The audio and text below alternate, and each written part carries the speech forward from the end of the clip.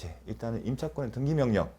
자, 법조문 중심으로 임차권 등기 명령에 신청해서 명령 신청을 하잖아요. 법원에 신청서를 내요. 그러면 법원에서 심사를 해서 등기 명령 신청했다는 이유가 있으면 결정을 내줘요. 임차권 등기 명령이라는. 그 결정이 이루어지면 여러분들의 개입 없이 그 법원에서 등기소로 보내요. 촉탁을 한다고 합니다. 등기 촉탁을. 그래서 등기를 하게 됩니다. 근데 예전에는 이게 몇 주면 끝났는데 지금은 폭주를 했기 때문에 수개월씩 걸리는 경우가 있습니다. 그래서 중요한 것은 이제 요건들입니다. 먼저 언제 할 수 있냐? 임대차 끝난 후. 즉 그 말은 임대차가 끝나기 전에는 못 한다는 겁니다. 그럼 임대차가 끝났다는 걸 종료라고 하죠. 그럼 종료의 사유는 뭐가 있을까요? 가장 쉽게 생각하면 기간 만료입니다. 기밖에 해지, 뭐 합의 해지든 일방적 해지든. 근데 일방적 해지와 관련된 게 많이 활용된 게 뭐냐면 묵시적 갱신입니다. 주택에서 좀 나중에 이제 배울 텐데 묵시적 갱신이 이루어지게 되면 종전과 동일한 조건으로 계약이 갱신된 것을 봅니다. 근데 특이하게 있습니다. 다만 임차인은 일방적으로 계약을 해지할 수 있고 다만 그 효력은 일정한 기간이 경과하면 효력이 발생한다는 겁니다. 그럼 이걸 어떻게 하냐? 그래서 만약에 2023년 12월 30일에 계약기간이 만료인데 그렇게 써있어요. 계약서에는. 계약기간 만료는 쉽게 확인할 수 있습니다. 왜냐면 계약서를 보면 돼요. 근데 계약서를 보니까 2023년 12월 30일에 계약기간이 만료되는데 현재 7월 5일이에요. 그러면 소명을 해야 합니다. 계약기간이 남았음에도 불구하고 임대차가 끝났다는 이유를 소명합니다. 그는 묵시적 갱신에 따라서 계약이 갱신됐지만 임차인이 계약 해지 통보를 했습니다. 그리고 그로부터 일정 기간이 경과됐기 때문에 계약은 종료됐습니다. 그 내용을 소명하는데 그걸 문자로 하게 되면 할 수도 있겠지만 까다로울 수도 있습니다. 즉 불이탈을 맞을 수도 있습니다. 불이탈한 얘기는 임차권 등기 명의 신청을 거절당할 수도 있습니다. 그걸 예방하기 위해서 내용증명을 보내는 겁니다. 제 강의를 들으신 분들 이유 불문하고 그냥 내용증명 보내십시오. 절대 후회할 일이 없습니다. 비용도 얼마 안 듭니다. 자, 그런 경우가 있습니다. 자, 임대차 계약이 끝난 후 그 다음에 보증금이 반환되지 않고 보증금을 못 받은 경우에는 임차인은 법원에 임차권 등기 명령을 신청할 수 있습니다. 지금 신청을 받아서 소명하는 건데 특별한 이유가 없으면 받아줍니다. 그럼 임차권 등기 명령에 따라서 집행에 따라서 임차권 등기가 마치면 즉 신청으로 끝난 게 아니라 임차권 등기가 일정한 절차에 따라 등기부에 기재가 돼야 합니다. 근데 여기서 중요한 건 뭐냐면 여러분이 등기 명령 신청했다고 바로 이사 가거나 하시면 안 돼요. 항상 등기 명령 신청한 다음에 등기부를 떼봐서 임차권이 등기가 됐는지를 확인하신 다음에 이사를 가든 전출 신고를 하든 하시면 됩니다. 그 전까지 주의하셔야 합니다. 등기를 마치면 주택임대차법에 따른 대항력과 우선변제권을 취득합니다. 이 경우는 뭐냐면 기존의 대항력과 우선변제권을 취득하지 않은 경우입니다.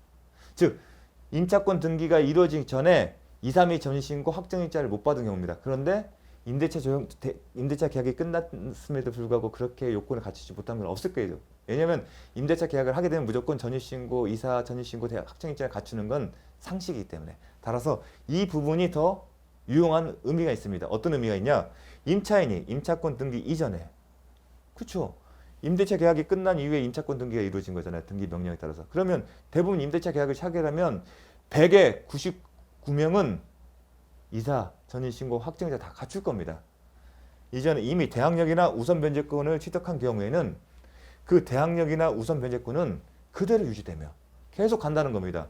또 혜택이 있습니다. 임차권 등기 이후에는 즉 부동산 등기부에 임차권 등기가 딱 된 이후에는 임대차법상의 대항 요건을 상실하더라도 이 얘기 뭐죠? 이사를 다른 곳에 이사를 가거나 아니면 전출 신고를 하더라도 이미 취득한 대항력이나 우선 변제권을 상실하지 않습니다. 엄청난 효력이 있는 겁니다. 즉 임대차가 종료되어서 보증금을 받아서 내가 이사를 가려고 했는데 보증금을 못 받으면 이사를 못 가요.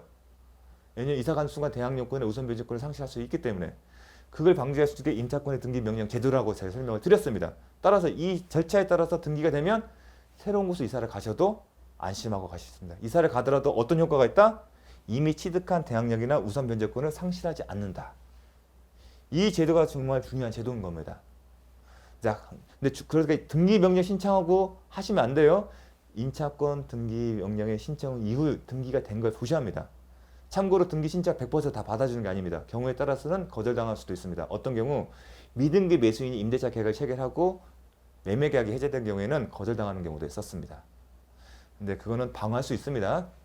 삼자 보호 규정에서. 자, 중요합니다. 자, 임차인은 임차권 등기 명령의 신청과 그에 따른 임차권 등기에 관련된 비용. 자, 신청서를 내면 법원에 인지대를 내요. 근데 비용 비싸지 않습니다. 그 비용을 청구할 수 있다는 얘기입니다. 기출로 잘 되고 있습니다. 이와 같이 임차권 등기가 된 주택을 그 이후에 임차인은 더더욱 더 중요한 단서가 뭐냐면 임차권 등기가 된 이후에 임차인은 소액 보증금의 우선 변제권을 가집니다. 최우선 변제권 주장을 못한다는 얘기입니다. 특이하죠. 임차권 등기가 된 얘기는 조만간 보증금을 못 받았다는 얘기인 거고 이 주택에 대해서는 경매 절차가 진행될 수 있다는 걸 예고하는 겁니다. 그럼에도 불구하고도 소액 임차인의 최우선 변제권을 하게 되면 이해관계는 만약 이걸 인정하게 되면 최우선 변제를 하게 되면 다른 이해관계의 권리를 침해할 수가 있기 때문에 그렇습니다. 그래서 일단은 그런 측면 이해하기 힘드시면 그냥 외워주셨으면 좋겠습니다. 상당히 좀 중요한 조문입니다. 또 만약에 이런 경우가 있으면 여러분들 공인중개사 신분 실수하시면 안 됩니다. 이런 경우에 임차권 등기가 된 이후에도 소액 임차인 보호한다는 얘기를 해주시고 임대차 계약을 체결하게 되면 안 되십니다. 되게 중요한 내용입니다. 실무적으로도. 자, 다음. 제가 한 얘기입니다. 원칙적으로 임차인은 배당 요구를 해야만이 배당포에 배당 절차에 참가할 수 있고 포함이 되지만 예외적으로 임차권 등기를 한 임차인은 별도의 배당 요구가 없어도 당연히 참여한다. 그 내용입니다. 되게 중요한 내용입니다. 실무적으로도. 임차권 등기 명령에 의하여 임차 등기를 한 임차인은 우선 변제권을 가지면 그죠? 당연히 가집니다. 만약에 등기 이전에 대항 요건 및 우선 변제 효력을 취득하지 않았다면 그 시점부터 갖는 거고 기존에 가졌으면 계속 가져간다는 거죠. 그리고 임차권 등기 이후에 2, 3일 대항 요건을 상실하더라도 상실되지 않는다. 그 내용을 머리에 숙지하셔야 합니다. 이 임차권 등기는 임차인으로 하여금 기왕의 대항력이나 우선 변제권을 유지하도록 해주는 담보적 기능을 주 목적으로 하고 있으므로 임차권 등기의 가장 주된 목적은 임대차 계약 종료 후 보증금을 돌려받지 못하는 경우에 한다고 하지 않습니까? 그럼 결국은 보증금을 받기 위해서 등기를 한 거로 본다는 얘기는 그 주된 기능은 담보적 기능이다. 그 얘기를 하는 겁니다. 제가 이 얘기를 강조하는 이유가 있습니다. 아, 임차권 등기는 결국은 보증금 관련 우선 변제받기 하는 담보적 기능이 더 주된 목적이구나. 따라서 이 임차권 등기가 첫 경매 개시 결정 등기제에 등기된 경우에는 언제?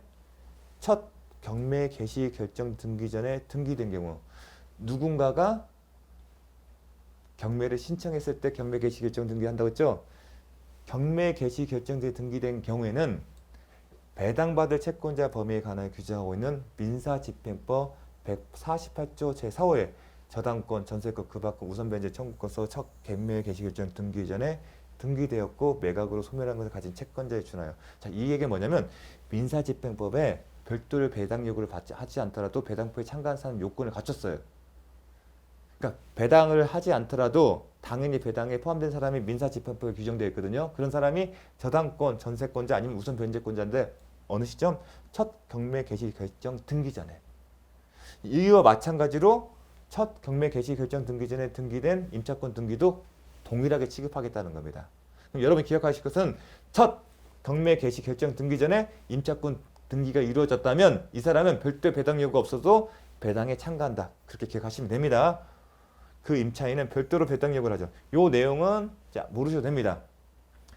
임차권 등기가 첫 경매 개시 결정 등기 전에 등기된 경우에는 그 임차인은 별도로 배당 요구를 하지 않더라도 당연히 배당받을 채권자에 속하는 것으로 봐야 한다. 상당히 중요한 의미가 있는 겁니다. 되게 중요합니다. 임대인의 임차보증금 반환 의무는 임차권 등기 명령에 의한 임차권 등기의 말소 의무보다 먼저 이행되어야 할 의무다. 무슨 말이냐면 자, 임차권 등기가 됐어요. 그러면 임대인 입장에서는 그걸 말소시켜야만이 후속 임차인도 받을 수가 있어요. 근데 동시행 관계가 아니에요. 임대인이 먼저 보증금을 돌려준 다음에 즉 임차인이 보증금을 다 돌려받은 다음에 나중에 임차권 등기를 말소한다는 겁니다. 지금 동시행 관계가 아니라는 겁니다. 중요합니다. 상당히 중요한 의무입니다. 임대인의 임차 보증금 반환 의무와 임차권 등기 말소 의무는 동시행 관계가 아니다. 뭐가 선행이다? 먼저 돈을 돌려주고 돈을 보증금을 돌려받은 다음에 임차인은 임차권 등기를 말소할 의무가 있다. 상당히 임차인을 유리한 해석 규정입니다. 동시행 관계가 아닙니다. 나중에 동시행 파트에서 자주 나오는 지문입니다. 중요합니다. 강조했습니다. 자, 기출 31회. 갑은 을 소유의 주택에 가요. 을 소유 주택에 가나요? 을과 을이 임대인이에요. 임대인. 임차인은 누구죠? 갑이네요. 보증금 3억을 하는 임대차 계약을 체결하고 날짜가 갖춰졌네요. 그럼 날짜를 갖춰졌으니까 뭘 따져봐야겠네요. 대항 요건과 확정일자가 갖췄다. 이 날짜에 대항 요건과 확정일자 갖춘 거네요. 통상적인 경우는 마찬가지네요. 그러면 따져볼까요? 대항 요건은 며칠이죠? 2, 3이 전입신고죠. 그 다음 날이죠. 그럼 대항 요건을 따질 때는 며칠자를 기준하죠? 2018년 3월 6일. 확정일자는 3월 5일이네요. 우선 변제 효력은 3월 6일일 거고 대항 요건도 3월 6일이겠네요. 대항력의 유무를 따질 때 그 기준 시점도 3월 6일이고 우선 변제 효력도 언제다? 3월 6일이다. 우선 변제 효력은 대항력권과 확정일자 비교하면 된다고 했죠. 확정일자는 3월 5일, 확정일자는 다음날 표현 없어요. 대항력권의 다음날 언제죠? 대항력권은 2, 3일 전신고 다음날이죠. 근데 2, 3일 전신고는 3월 5일에 갖췄어요. 그럼 그 다음날이면 3월 6일이에요. 그럼 대항력의 유무를 판단할 때는 3월 6일을 가지고 판단하겠죠. 한편 확정일자를 갖췄으면 대항력권 확정일자 같으면 우선 변제 효력 갖추죠. 그럼 우선 변제 효력의 시점은 언제 된다? 대항요건과 확정일자를 비교를 해서 그 늦는 날. 확정일자는 3월 5일이죠. 반면에 대항요건의 그 대항력이 발생한 시점은 3월 2일이죠. 그러면 언제 된다? 3월 6일. 이렇게 나오셔야 합니다. 병은 2018년 5월 6일 X주택 하나요? 저당권 진행했다. 그럼 이 그림을 그려야겠네요. 대항력 갖추고 우선 변제를 갖춘 시점 2018년 3월 6일이죠. 그쵸? 결론은 5일에 이사를 하고 확정일자 갖췄지만 우리가 판단한 시점은 3월 6일이라는 거 달리 보셔야 합니다. 그 다음에 5월 6일 날 X주택의 저당권 누가? 병. 이게 쓰십시오. 여기 임차인은 누구죠? 갑. 임대인은 쓰셔야죠. 을. 이렇게 쓰셔야 합니다. 보증금은 3억. 쓰셔야. 갑은 X주택의 임차권 등기 명령 집행에 따른 임차권 등기를 마쳤다. 등기를 마쳤네요. 언제? 2020년 3월 9일 임차권 등기. 등기부에 임차권 등기가 됐다는 얘기예요. 등기. 누구 명의로? 임차인 갑 명의로. 이에 관한 설명으로 옳은 것은 임차인 갑은 임차권 등기 비용을 의뢰에게 청구할 수 있다. 할 수 있죠. 소유자에게 배웠죠. 맞는 지문입니다. 답은 간단했네요. 지문은 간단한데. 자, 두 번째 갑이 2020년 3월 10일 3월 10일 딱 쓰세요. 어느 시점이죠? 임차권 등기가 이루어진 이후 다음 날이죠. 그렇죠? 이사를 한 경우는 대항력이 있는다? 틀리죠. 임차권 등기가 된 이후에 대항력권을 상실하더라도 대항력권은 계속 유지된다고 했죠. 그래서 틀린 겁니다. 이렇게 딱 그림을 그리시면 딱 답이 나오죠. 임차권 등기 이후에 대항력권 상실하더라도 대항력은 유지된다는 거, 그 조문에 따라서. 4번 2020년 6월 9일 게시죠. 경매가 이 시점 6월 9일 임차권 등기 이후에 게시된 거네요. X주택이 매각된 경우 갑이 배당 요구를 하지 않으면 임차권, 자,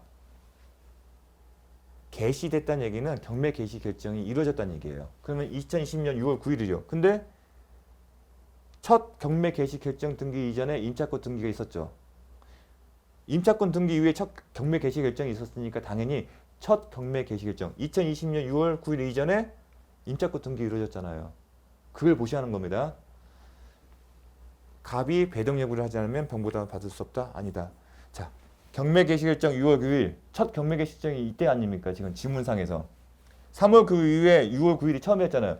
첫 경매 개시 결정 등기 이전에 임차권 등기가 이루어진 경우에는 별도의 배당 요구 없어도 상관없다고 했지 않습니까? 제가 배우지 않았으면 뭐라고 써있습니까? 별도로 배당 요구를 하나도 배당받을 채권자에 당연히 포함된다.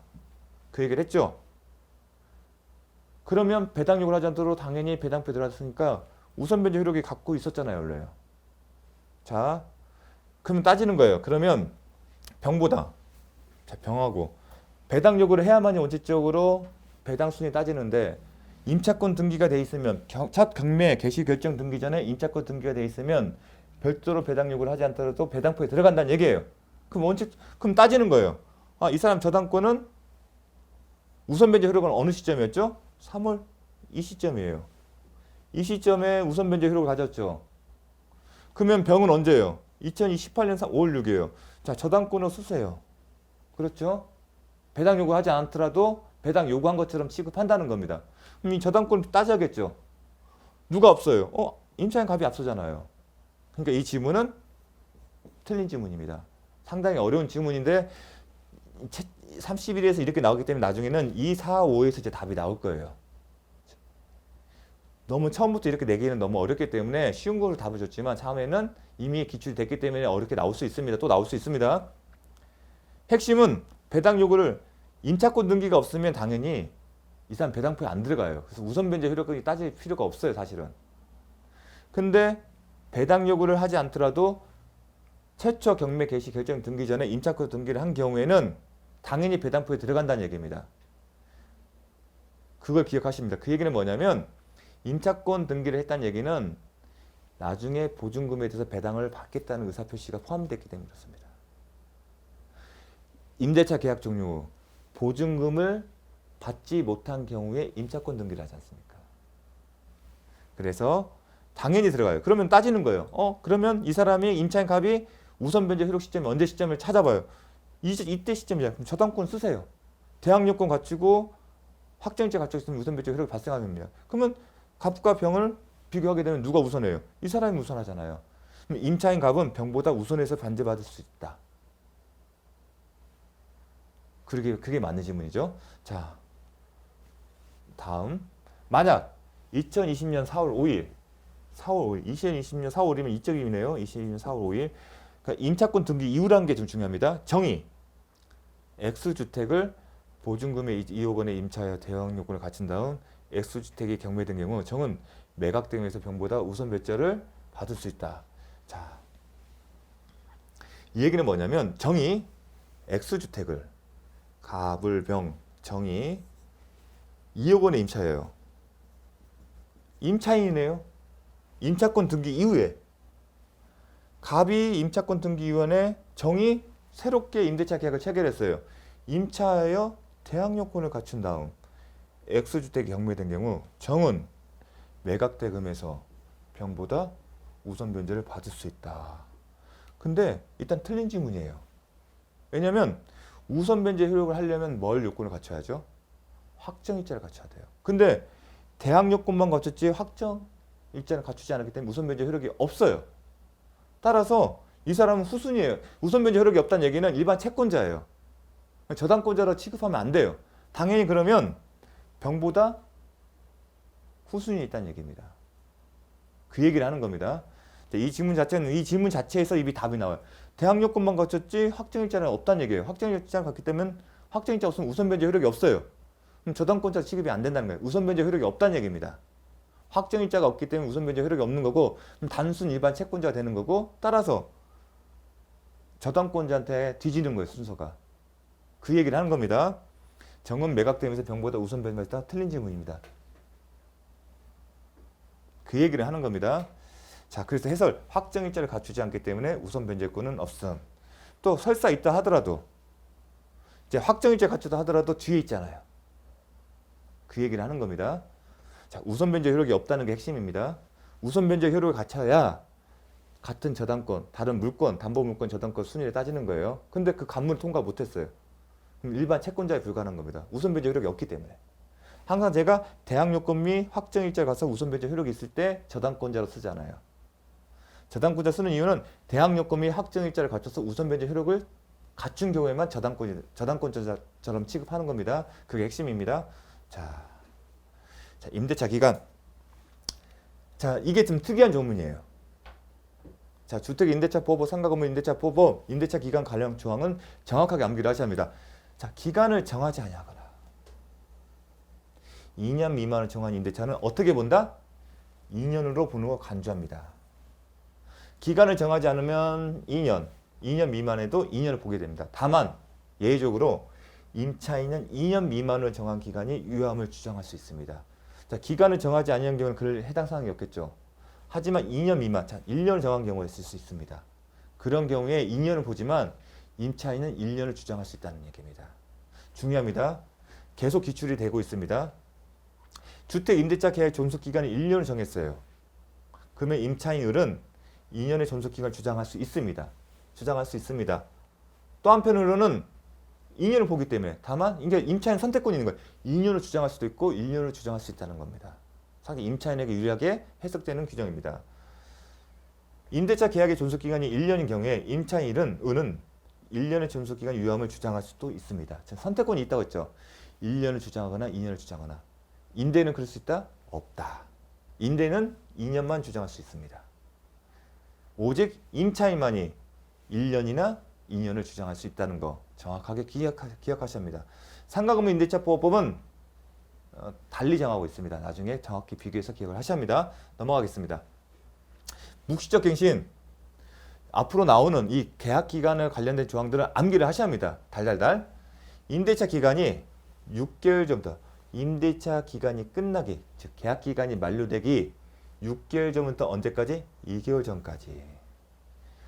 상가건물 임대차보호법은 달리 정하고 있는데 항상 주택임대차보호법, 상가건물 임대차보호법 비교하면서 정확하게 기억하셔야 합니다.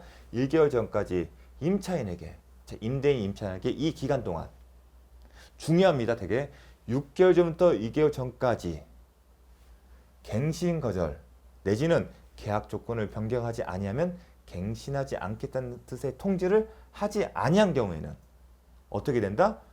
그 기간이 끝난 때에 전 임대차와 동일한 조건으로 다시 임대차한 것을 본다는 겁니다. 되게 중요합니다. 계약 기간 만료가 2023년 12월 31일이라면 2개월 전 언제겠죠? 11월 1일, 10월 1일. 그러면 12월 1일 있으면 1개월, 2개월이니까 10월 31일까지. 6개월이면 사실 3, 9월, 8월, 7월, 1, 2, 3, 4, 5, 6. 6월 31일까지. 아니, 전부터, 그러니까 7월 1일부터 이 기간 동안, 이 기간 내에 이런 의사표시를 하지 않으면 묵시적으로 갱신됩니다. 그 얘기는 뭐냐면 요 기간 내에 한 의사는 아무런 효력이 없다는 겁니다. 즉, 이 기간 내에 계약 갱신 거절 통지하더라도 효력이 없다는 겁니다.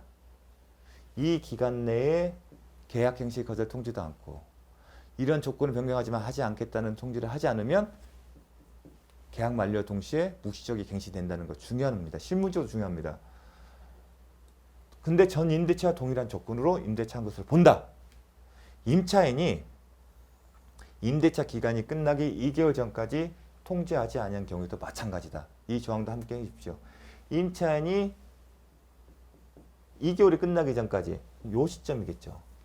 즉, 이 시점에 별도의 다른 뜻을 전달하더라도 갱신에는 영향이 없다는 겁니다. 이 경우에 임대차 존속기간을 어떻게 본다? 2년으로 본다. 중요합니다. 이건 갱신 조항은 그대로 암기를 하셔야 합니다. 법조문은. 그러나 이 조항도 중요해요. 묵시적 갱신의 경우에 임차인은 당사자가 아닙니다. 전세권 묵시갱신은 당사자였거든요. 항상 누가 해지 통보를 할 수 있는지를 살펴봅니다. 언제든지 임대인에 대한 계약 해지를 통지할 수 있고, 원래 계약 해지는 해지 통지에서 임대인이 받으면 효력이 발생의 원칙이지만 주택임대차보호법은 어떻게 했다? 이 해지는 임대인이 그 통지를 받은 날부터 3개월이 지나면 그 효력이 발생한다. 반대로 임대인은 해지 통과할 수 있다 없다? 없다. 그래서 이 문장 자체가 다 기출문제고 중요합니다. 여러분 또 실무에서 중요하기 때문에 이 조항 자체는 달달달 외우셔야 합니다. 외우시면 다 맞힐 수 있습니다. 다음, 이기의 차임에 달하도록. 그런데 단서가 있어요. 주택임대차보호법에는 이런 다 있어요. 이기의 차임에 달하도록 연차하거나 그 밖에 임차인으로서 의무를 현재 위반한 경우에는 묵시의 갱신을 적용하지 아니한다. 이런 단서 조항이 있다는 게 특징입니다. 이 조항도 정확하게 암기를 하셔야 합니다. 자, 이 묵시적 갱신 되게 실무적으로 되게 유용하게 활용이 되고 있고요. 특히 요즘은 이제 이제 인터넷이 발달되기 때문에 묵시적 갱신 이유를 활용하고자 하는 임차인들이 많아요. 그럼 특징이 뭐가 있습니까? 임차인은 묵시적 갱신된 계약을 언제든지 해지할 수 있는 권리가 생깁니다. 그게 큰 실익이 있습니다. 그걸 알고 있는 임차인들 그래서 묵시적 갱신을 활용을 많이 합니다. 계약갱신이 아니라 합의해서 계약갱신을 하는 게 아니라 바로 그러한 효과 때문에 다만 이게 차임액에 달하도록 연차하거나 그 밖에 임차인의 의무를 단순히 현재 위반한 경우에는 묵시에 유리한 적용을 적용한 성실하지 못한 임차인은 보호하지 않겠다는 겁니다. 이런 특이한 조항이 있다는 거. 상가건물 임대차법에 이런 조항이 없거든요. 묵시적 갱신과 관련해서 좀 암기를 해주십시오.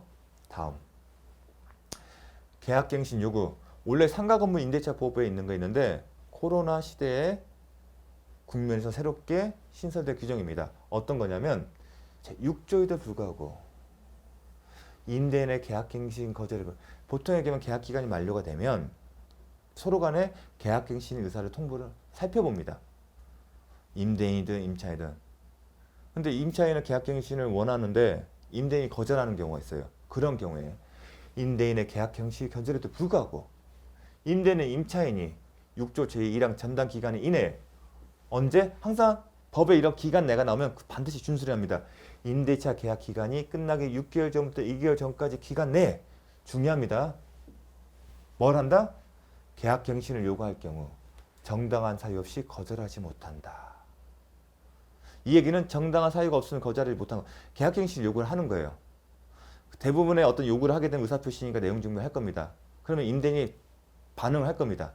어떤 사유로 거절한다. 그 사유가 다음 각호 그런 경우는 거절할 수 있다는 얘기입니다. 그럼 그 사유가 중요할 겁니다. 그럼 포인트는 정당한 사유, 거절할 수 있는 정당한 사유가 하나고요. 또 하나는 언제? 임대차 기간이 끝나기 6개월 전부터 2개월 전까지. 그 다음 계약갱신 요구는 누가 한다? 임차인이. 그 얘기입니다. 계약갱신 계약 기간이 만료될 때 그때 이제 행사되는 겁니다. 근데 그 기간이 6개월 전부터 2개월 전까지라는 그 제한이 있습니다. 그러면 정당한 사유, 거절할 수 있는 정당한 사유가 뭔지를 살펴보겠습니다. 먼저 기본적 취지는 이거예요. 읽어보면 성실하지 못한 임차인에 대해서는 거절할 수 있구나. 그겁니다. 즉 계약갱신 요구권은 성실한 임차인만 보호하겠다는 취지가 강합니다. 읽어볼까요? 임차인이 이기의 차임에 해당하는 금액에 이르도록 차임을 연체한 사실이 있는 경우. 이 얘기는 뭐냐면 참고로 주택임대차보호법은 이기의 임대차 계약 기간이 만료될 당시에 갱신요구 문제 당시에 2개의 차임액, 쉽게 해서 2개월치입니다. 2개월 상당의 차임을 연체하고 있으면 계약을 해지할 수가 있어요. 근데 이 의미는 뭐냐면 과거에 이러한 사실이 있었다는 거예요. 과거에 2기의 차임액에 해당하는 금액에 연체를 하셨습니다. 뒤늦게 차임을 준 사실입니다. 원래는 6월 30일 날, 5월 30일 날 돈을 주었는데 그러지 못 뒤늦게 차임을 준 사실입니다. 그 과거에 그런 경력이 돼. 연체 사실이. 연체 경력이 있는 경우입니다. 지금의 연체가 있다는 게 아니라 과거에 연체 경력이 있는 경우. 또 하나, 거짓이나 그 밖의 부정범으로. 이거는 보호를 하면 안 되겠죠. 이건 뭐 출제가 안 됩니다. 말 그대로. 또 하나, 합의하여 임대인이 임차인에 상당한 보상. 계약 갱신을 거절한 대신에 대가를 주는 겁니다. 합의하여. 그런 경우는 당연히 거절할 수 있습니다. 합의를 했기 때문에. 중요한 것은 이겁니다. 이것도 임차인이 임대인의 동의 없이 전부 또는 일부를 임대차 계약은 기본적으로 임대인 동의 없이 전대나 양도 못하겠는데 동의 없이 한 경우 이 경우는 기출이 됐습니다. 이 네 가지 사유 중 1번과 4호가 가장 중요합니다. 어떻게 출제되면 임차인이 임대인의 동의 없이 목적 주택을 전대한 경우 임대인은 계약갱신 요구를 거절하지 못한다. 틀린다. 계약갱신을 거절할 수 있는 정당한 사유에 해당된다. 1호하고 4호가 가장 출제될 수 있겠죠. 2호, 3호는 딱 읽으면 딱 답이 될 수 있기 때문에. 또 하나 5호 고의로 중대한 과실로 파산한 경우에 거절할 수 있습니다. 근데 중요한 고의는 당연히 인정될 텐데 과실이 아니라 중대한 과실로. 경과실은 거절 못합니다. 임차한 주택의 전부 또는 일부가 멸시되어 임대차 목적을 달성하지 못한 경우. 당연하죠. 목적물이 없는데 어떻게 갱신을 합니까? 7번 다음 항목 하나에 해당하는 사유로 목적 주택의 전부 또는 대부분을 철거하거나 재건축하기 위하여 목적 주택의 점유를 회복할 필요가 있는 경우. 그런데 이게 뭐냐면 재건축 목적으로 아니면 건물 철거 신축 목적인데 대신에 제한 조건이 있어요. 어떤 제한 조건이냐? 임대차를 체결할 당시에 이미 고지를 해야 돼요. 뭘? 공사 시기, 소요 기간을 포함한 철거 재건축 계획을 임차인에 구체적으로 고지하고.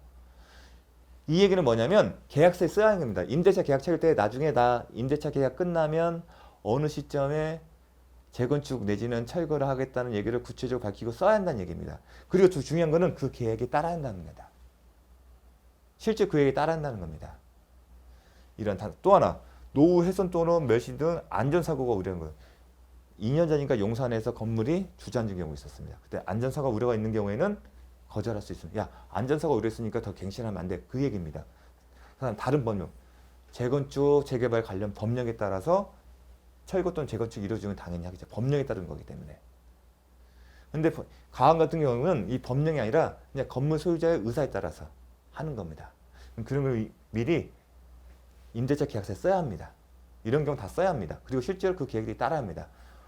근데 치료는 이제 중요한데 잘 나오지는 않습니다.